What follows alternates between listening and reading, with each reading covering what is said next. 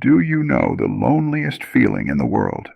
It isn't being alone in an empty house. No.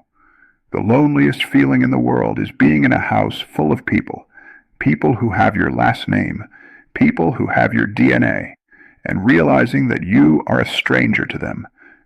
It happened to me last Tuesday. I walked into the kitchen. My grandson Jason was there. He is 16 years old. He was looking at his phone.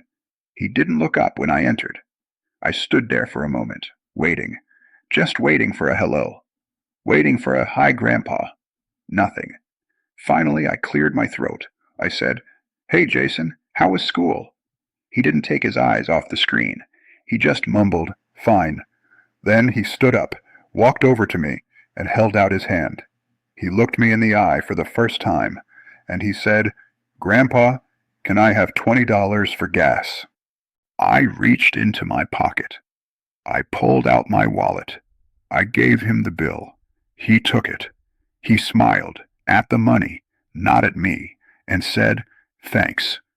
And then he walked out the door. I stood there in the silence of my own kitchen, holding my empty wallet, and a realization hit me so hard it almost knocked the wind out of me. I am not a person to him. I am a function. I am a resource. I am an ATM machine. You don't hug an ATM machine. You don't ask an ATM machine how its day was. You don't tell an ATM machine your secrets or your fears. You punch in a code, you take what you need, and you walk away. That is what I became. And the tragedy is, I did it to myself. I want to talk to the fathers out there, especially the providers. The men who pride themselves on bringing home the bacon. The men who say, "I work hard so my family can have everything." I was you.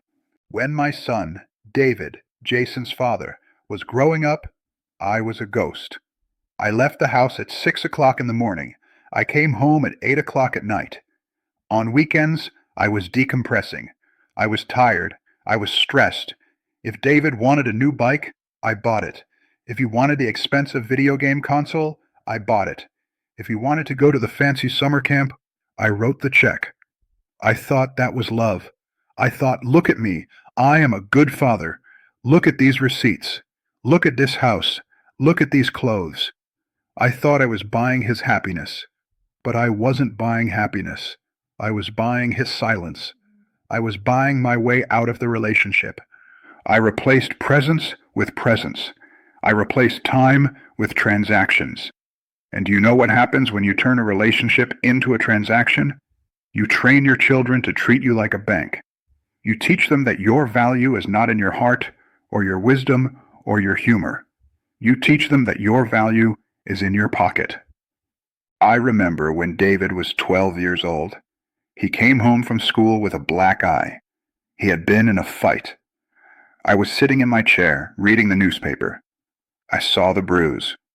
My instinct, my provider instinct, kicked in. I said, "Who did this? I'll call the school. I'll sue the parents. I'll fix this." I pulled out my checkbook mentalities. I wanted to solve the problem. David just looked at me. He looked so small. He didn't want me to sue anyone. He didn't want me to call the principal. He wanted his dad to hug him. He wanted his dad to ask, "Are you scared?" He wanted to cry on my shoulder.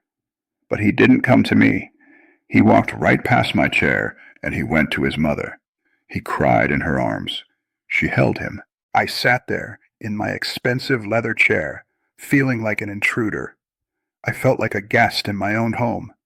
I knew the mortgage payment on the house. I knew the electricity bill. I knew the cost of the groceries. But I didn't know the name of the boy who punched my son. I didn't know why they fought. I didn't know my son's heart. I was the landlord. My wife and son were the tenants. And tenants don't love their landlords. They just pay them. This stranger syndrome gets worse as you get older.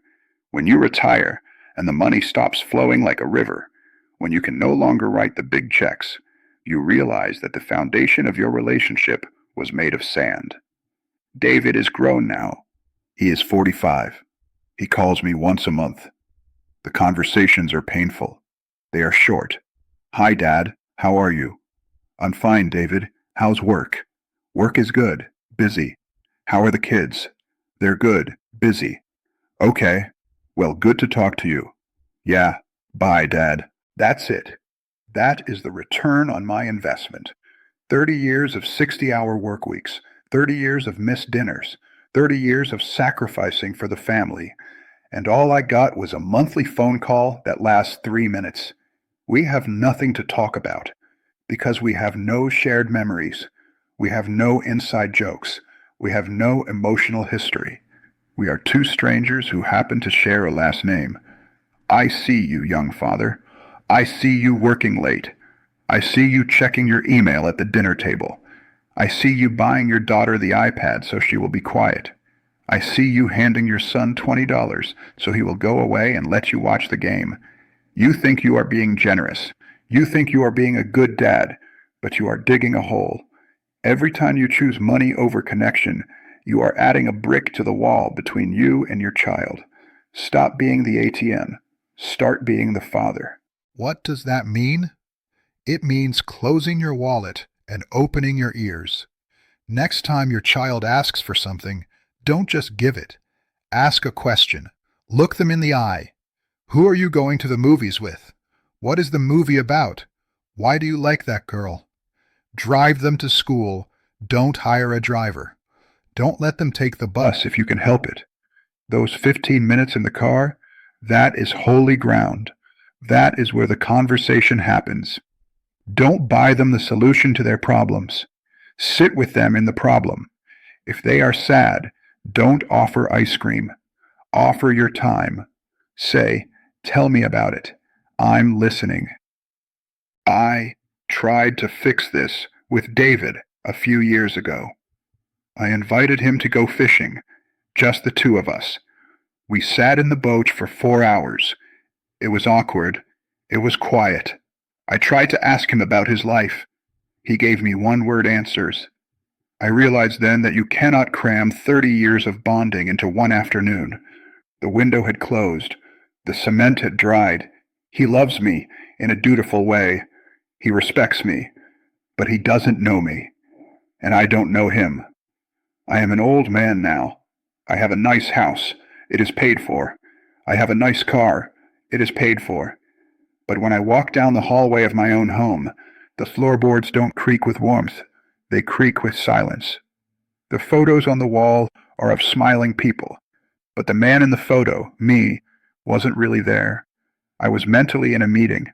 I was mentally at the bank. Don't let your house become a hotel. Don't let your children become guests. And for God's sake, don't let yourself become the ATM. An ATM can be replaced. If an ATM breaks, the bank gets a new one. But a father cannot be replaced. Your children don't want your money. They really don't. They will take it, yes. They will spend it, yes. But on their deathbed, they won't remember the $20 you gave them. They will remember the time you sat on the floor and built Legos with them. They will remember the time you turned off the football game to listen to their terrible piano practice. They will remember that you were there. I beg you, go home tonight. Put your wallet in the drawer. Leave it there. Walk into the living room empty-handed and just sit with them. Be a human being. Be a dad.